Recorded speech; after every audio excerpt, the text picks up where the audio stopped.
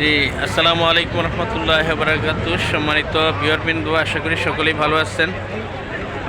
আবার চলে আসলাম একটা ভিডিও নিয়ে। সেটা হচ্ছে এখন আসছি ঢাকা কেন্দ্রীয় কারাগার।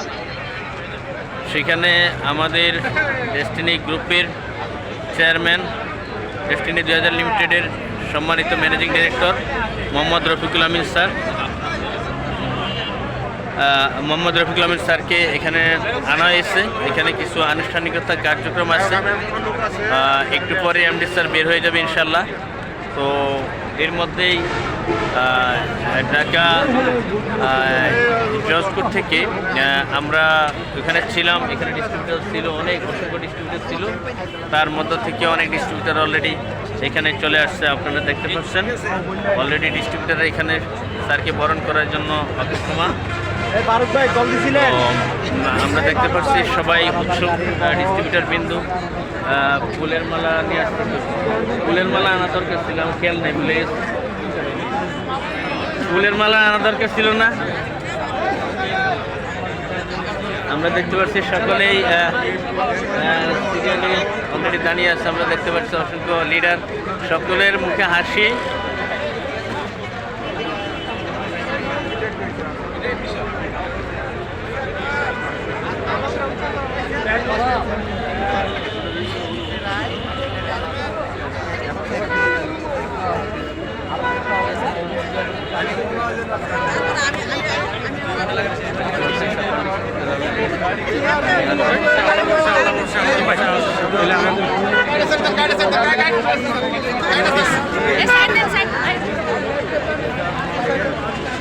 আমাদের সাথে আছে সোলোমান মিয়াজি ভাই।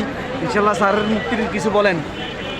ইনশাল্লাহ আমরা সেই মহেন্দ্রক্ষণের অপেক্ষা আছি। আর মাত্র অল্প একটু সময়, হয়তো বা আধা ঘন্টা 1 ঘন্টা লাগবে। ইনশাল্লাহ আমাদের সকলের প্রাণের মানুষ, আমাদের সকলের গুরু জনাব রফিকুল আমিন কিছুক্ষণের ভিতরে ইনশাল্লাহ আমাদের মাঝে আসতেছে।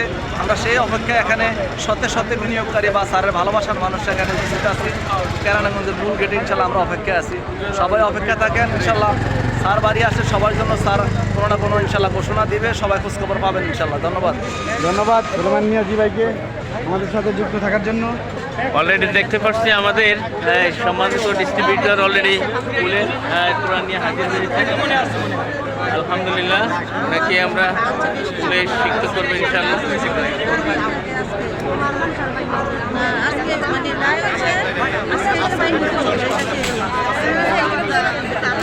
আমাদের নারী বোনেরা আসছেন, মায়েরা আসছেন এখানে। অলরেডি আগে বোন ছিল, এখন মা হয়ে আসছেন, মা হয়ে গেছেন 12 বছরে।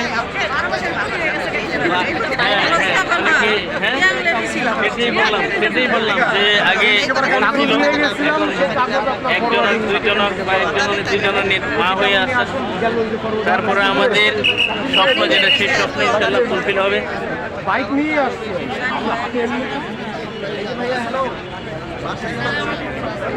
কেন এখন আর কোনো খবর নাই? খবর শেষ, খবর শেষ, আর কোনো খবর নাই। এই 12 বছর খবর কম হয় না। আমরা খবর হাজার হাজার সাংবাদিক হয়ে যাবে। এখন ভালো মানের সাংবাদিক,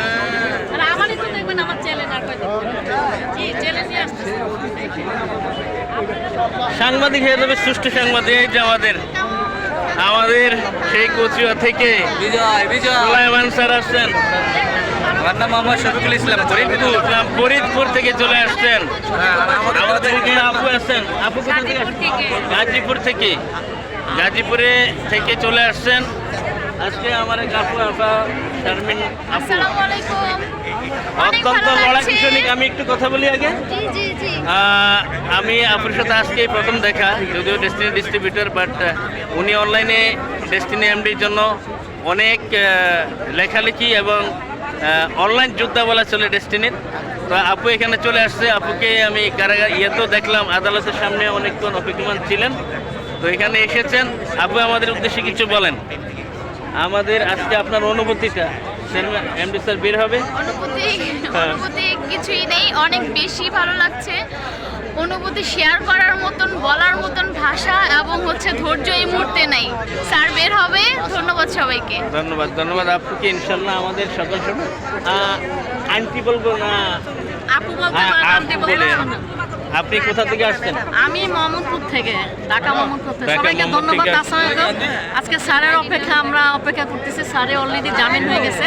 সবাই আমাদের জন্য দোয়া করবেন, কারণ দীর্ঘ 12 বছর আমরা অপেক্ষা করছি। আর বিশেষ করে আমরা মহিলারা স্যারদেরকে নিয়ে অনেক দূর আগাবো, এটি স্যারের প্রত্যাশা। বিশেষ করে উইমেন ফেডারেশনের মাধ্যমে কিন্তু আমরা কাজ করছি। আমরা কোনো মহিলা না, আমরা একজন উদ্যোক্তা, যেটা বলে যে বাংলাদেশের যে মহিলা উদ্যোক্তা নিয়ে কাজ করছে, আমরা সেই উদ্যোক্তা নিয়ে কাজ করছি। এবং স্যারের জন্য সবাই দোয়া করবেন। উনি সামনে অর্থনীতি মুক্তি নিয়ে যে স্বপ্ন ছিল স্যারের, সেটার জন্য আমরা কাজ করতে পারি। সবাইকে ধন্যবাদ।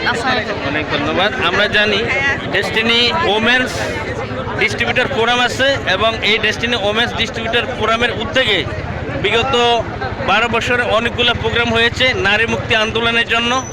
নারীরা মা, নারীরা বোন, এবং এই ডেস্টিনি মুক্তির জন্য শক্তিশালী একটা সংগঠন। সেই সংগঠনের যোগদান অলরেডি আপনারা দেখতে পাচ্ছেন, আজকে এখানে আছেন। আর আপুর নামটা কি? আপনি কোথা থেকে আসছেন? আমি হচ্ছে ঢাকা ক্যানিগঞ্জ থেকে আসছি। ঢাকা কেরানীগঞ্জ থেকে আসছেন আজকে এমডি স্যারকে বরণ করে নেওয়ার জন্য।